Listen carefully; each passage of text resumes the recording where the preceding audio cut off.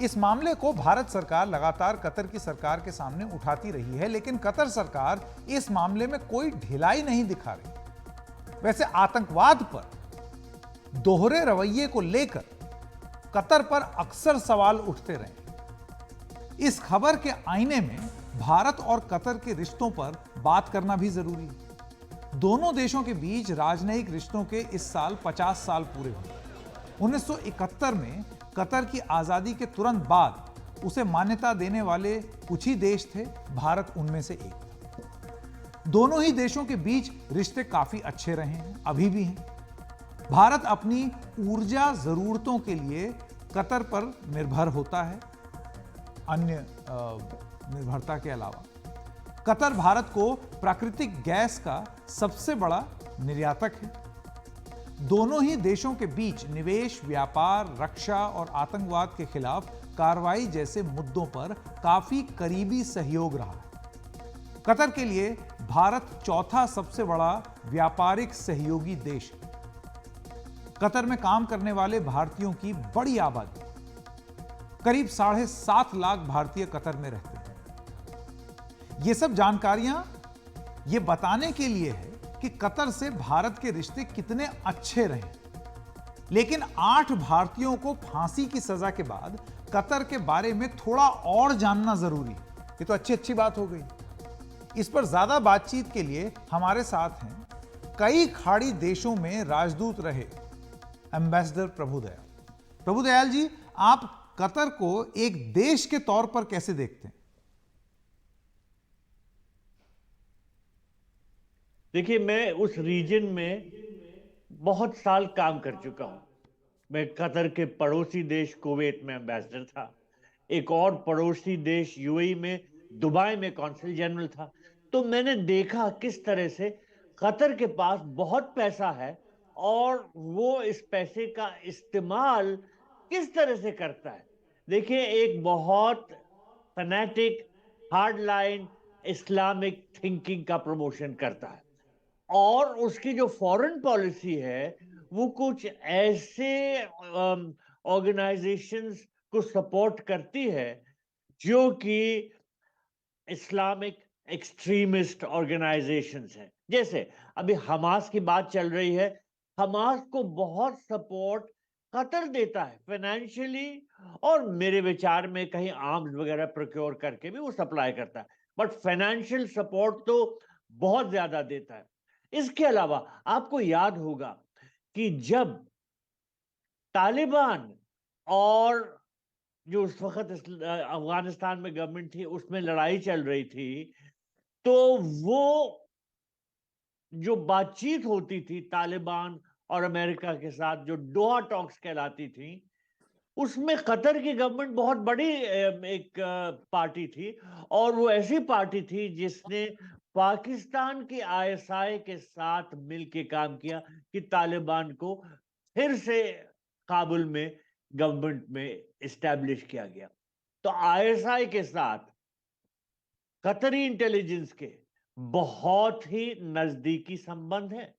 तो मेरे विचार में ये जो कतर की जो सरकार है, पहली बात तो ये पाकिस्तान की आईएसआई के साथ बहुत नजदीकी काम करती है, और दूसरी बात कुछ ऐसे इंटरनेशनल ऑर्गेनाइजेशंस के साथ काम करती हैं जो कि एक्सट्रीमिस्ट इस्लामिक ऑर्गेनाइजेशंस हैं। जी, ये तो आपने बड़ी अहम बात बताई कि किस तरीके से आतंकवाद को बढ़ावा देने का आरोप कतर जैसे देश पर लगा है। लेकिन इसके साथ साथ प्रभुदयाल जी, अमेरिका और पश्चिमी देशों के साथ उनका रिश्ता भी बड़ा मजबूत है। कतर में अमेरिका का फौजी बेस भी है। तो ये कैसे गणित बिठाता है कतर?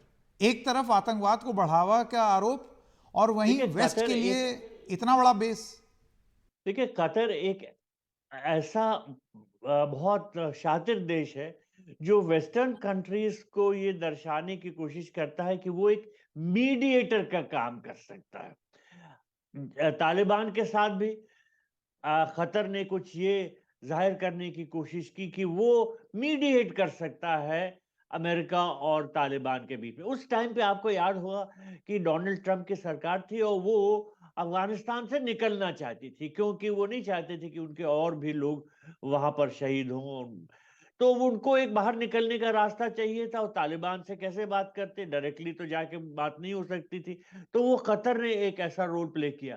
तो बहुत ऐसे मसले हैं जिसमें कतर अपने को वेस्टर्न कंट्रीज को ऐसे पेश करता है कि जैसे वो बहुत न्यूट्रल है, लेकिन न्यूट्रल व्यूट्रल नहीं है, वो बहुत ही प्रो फंडामेंटलिस्ट इस्लामिक स्टेट है। एम्बेसडर प्रभुदयाल, आपसे सवाल मैं ये पूछना चाहता हूं कि देखिए, ये तो हो गया उनका अमेरिका से रिश्ता। इससे पहले आपने बात की और बताया कि किस तरीके से आरोप लगते हैं टेररिस्ट ऑर्गेनाइजेशंस को बढ़ावा देने की। लेकिन इस सब के बावजूद कतर जो है वो इंफॉर्मेशन को भी कंट्रोल कर लेता है, और एक बहुत ही प्रसिद्ध चैनल अल जजीरा वहां से प्रसारित होता है। अल जजीरा बहुत इन्फ्लुएंशियल चैनल है, और आपने देखा होगा कि अल जजीरा के जो इंग्लिश एंकर्स हैं और रिपोर्टर्स हैं, वो बहुत ऐसे हैं जो कि पहले बीबीसी के थे, बड़ी एक्सपीरियंस है। तो ऐसे प्रोजेक्ट करना चाहता है अल जजीरा कि जैसे वो एक लिबरल सा न्यूज़ चैनल है, लेकिन ऐसा बिल्कुल नहीं है। वो केवल ऐसे एंकर्स को और न्यूज़ रिपोर्टर्स को इस्तेमाल कर रहा है, लेकिन उसकी लाइन ऑफ थिंकिंग है प्योरली जो इस तरह के इंटरेस्ट को प्रमोट करती है, जो इस्लामिक एक्सट्रीमिज्म की आप तरफ देखेंगे, जैसे हमास की तरफ उसकी रिपोर्टिंग भी कुछ ऐसी हमास को सिंपथाइज करने वाली है। तो मेरे विचार में अल जजीरा का पूरी तरह से कतरी सरकार इस्तेमाल करती है, क्योंकि मीडिया को कंट्रोल करना आज की दुनिया में बहुत अहम होता जा रहा है।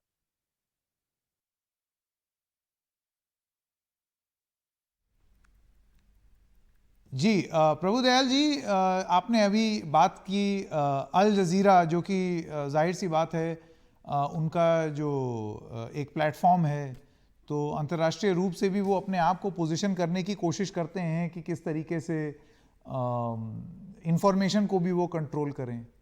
लेकिन अब मैं आपसे सवाल ये पूछना चाहता हूँ, और ये मेरा चौथा सवाल है आपसे, और सवाल ये है कि कतर के साथ भारत के रिश्तों को आप किस तरीके से देखते हैं, और आपको क्या लगता है कि इसमें भारत इन रिश्तों को किस तरीके से इस्तेमाल करे?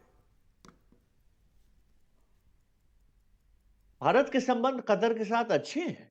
हमारे यहाँ बायलैटरल कॉन्टैक्ट हमेशा होते रहे, और हम कतर की गैस काफी खरीदते हैं, वो हमारे सप्लायर हैं। हमारी बिजनेस इंटरेस्ट भी वहां बहुत हैं।